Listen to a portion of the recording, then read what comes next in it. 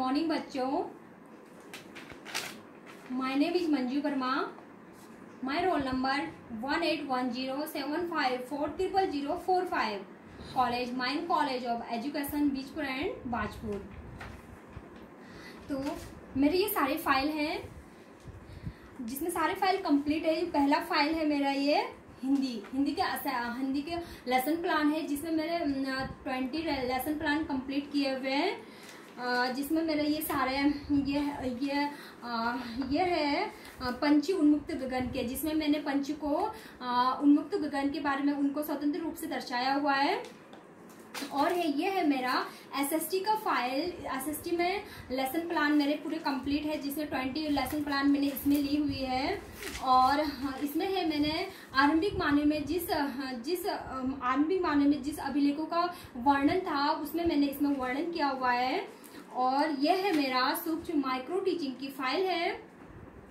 और यह है स्कूल ऑब्जर्वेशन की फाइल।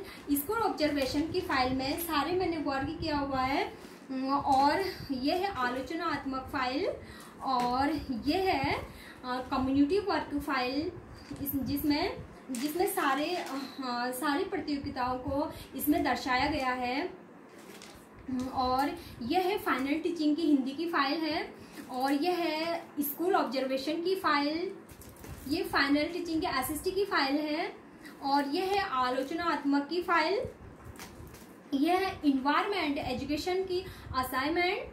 और यह है जेंडर एंड सोसाइटी की असाइनमेंट है ये। तो फिर मेरे सारे फाइल कंप्लीट है। तो आज हमारा टॉपिक है, तो मैं अब अपने टॉपिक पे आती हूँ। आज टॉपिक है पर्यावरण, ठीक है। तो हमारा विषय है आज बच्चों, विषय है सामाजिक अध्ययन, ठीक है। सामाजिक अध्ययन और विषय है पर्यावरण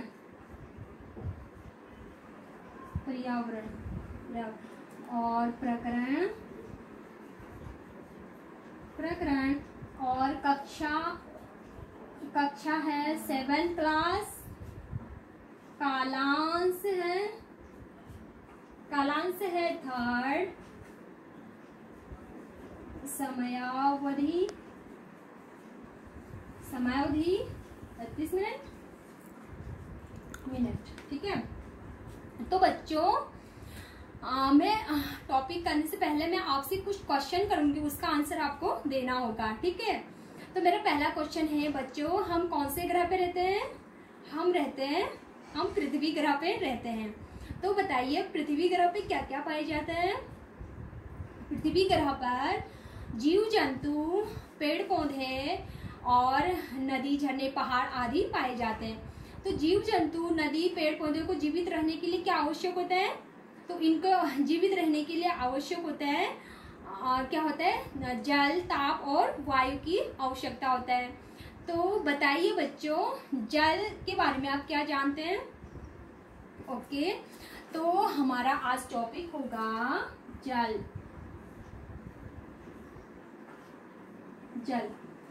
हमारा टॉपिक है। जल का हम आपको बताएंगे, जल क्यों मनुष्य के जीवन में इतना उपयोगी है। जल मनुष्य के जीवन में बहुत उपयोगी है, जैसे खाना बनाने, पीने योग्य और कपड़े धोने, हर चीज में जल का मात्रा ज्यादा और हमें उपयोगी प्रदान करता है। जल मनुष्य को जब प्यास लगती है तो जल के माध्यम से हम अपने प्यास को बुझा सकते हैं। इसी प्रकार जीव जंतु, पेड़ पौधों पर क्या है, जल की बहुत आवश्यकता होती है। जब हम फसल उगाते हैं, फसल बोते हैं, तो उसमें सबसे पहले किसकी आवश्यकता होती है? जल की बहुत आवश्यकता होती है, जिससे अच्छी पैदावार के लिए जल बहुत आवश्यक है। इसी प्रकार धरातल पे, हमारे पृथ्वी पे जितने भी पेड़ पौधे, जंगली जीव या मनुष्य को जीवित रहने के लिए जल बहुत आवश्यक है, जिसे हम पीने योग्य, कपड़े धोने, खाना बनाने, पेड़ पौधे और मिट्टी, जीव, इन सभी को लिए जल की बहुत आवश्यकता होती है, ठीक है। तो जल क्या है, जब सूर्य की किरणें जब सूर्य की किरण का ताप जल पर पड़ता है तो वो वाष्पित हो जाता है। जब ठंडा होने के कारण वो वाष्पित होकर संघनित होकर वो क्या कर लेता है, एक बादलों का रूप ले लेता है। बादलों का रूप लेने के कारण वो क्या है, हमारे धरातल पे और हमारे महासागरों पे क्या है, वर्षा का रूप लेकर वो वर्षा के रूप में समाहित हो जाता है, जिसे क्या कहा जाता है, जल। अब हमारा सेकंड है हमारा जल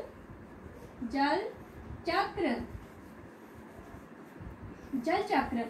अब बच्चों जल चक्र किसे कहते हैं, क्योंकि जल का तो कोई स्वरूप ही नहीं होता है। जल तो हमारा अपना परिवर्तन सदैव ही क्या करता है, बदलते रहता है। जैसे एक छोटा सा जल, जैसे बरसात का बूंद कितना छोटा होता है, वो महासागर में जाकर वो बूंदे गिनकर वो बहुत बड़ा से क्या है, एक रूप ले लेता है।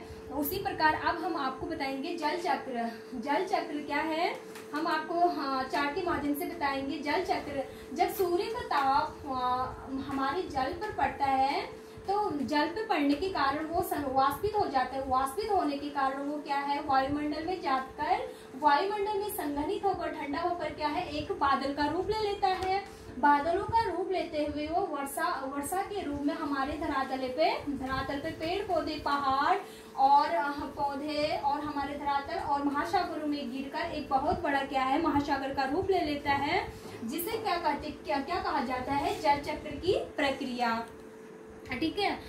जल हमारे धरातल पे एक स्थल है जिसमें क्या है, चारों ओर से चारों ओर से जल ही जल है। हमारी पृथ्वी पर क्या है, 3/4 भाग क्या है, जल से ढका हुआ है, जिसमें क्या है, पहले क्या करते थे, क्या हमारी पृथ्वी एक धराशायी है, जिसमें क्या है, जल है जो पहले विद्यमान था, तो आज भी दिखने को मिलता है, अभी भी है।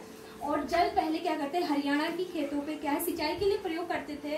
तो हो सकता है कि उससे पहले कि अमेजन नदी पे गिरती हो, है ना। तो जल में 2 तत्व पाए जाते हैं, जिसमें ऑक्सीजन और हाइड्रोजन क्या है, उसमें घुलनशील पदार्थ होता है। और जल 2 टाइप के होते हैं, एक लवणीय जल होता है, एक अलवणीय जल होता है। अलवणीय जल क्या है, फॉर एग्जाम्पल जैसे वर्षा का जल और नदियों का और तालाबों का जल अलवणीय होता है, जिसे हम पीने योग्य बना सकते हैं, परंतु लवणीय जल को हम पीने योग्य नहीं बना सकते। वो क्या होता है, वो समुद्र का अलवणीय जल क्या होता है, जैसे महासागर और समुद्र का जल क्या होता है, वो लवणीय होता है, जिसे हम क्या करते हैं, उसे पीने योग्य तो नहीं बना सकते, परंतु उसमें से हमें क्या प्राप्त होती है, नमक, जिसमें हाइड्रोजन पाया जाता है, जिसे हम नमक के रूप में अपने खाने पे क्या करते हैं, प्रयोग करते हैं। इसी प्रकार जल हमारे जीवन पे बहुत उपयोगी है। और चलो बच्चों, हम गृह कार्य देंगे आपको।